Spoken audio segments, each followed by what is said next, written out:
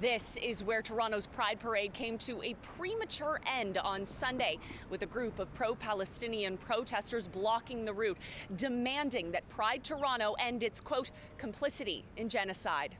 No pride in genocide! Free!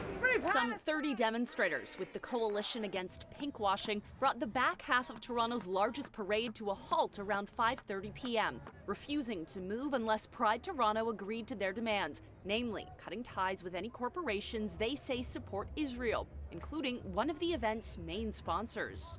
TD Bank is invested in General Dynamics. It makes arms for Israel that are supporting this genocide. And Pride Toronto refuses to even discuss this question. Gary Kinsman left Pride Toronto in April after he says leadership refused to respond to community concerns well in advance of the event. That's why he says the protest was justified, despite some disappointment.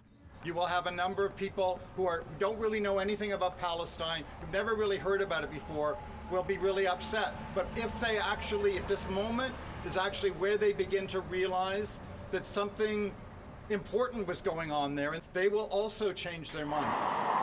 Protesters holding a press conference Monday morning claim they too were disappointed that Pride Toronto cut the parade short. Rather than have a conversation with us about the demands, the executive director, Kojo Modeste, marched past us and decided to cancel the parade. But Kojo Modeste, executive director of Pride Toronto, tells us their demands were not feasible. As it relates to continuing to work with sponsors, it is needed in order for us to be able to do what we do. These are Canadian companies that are willing to invest in the 2S LGBTQ community.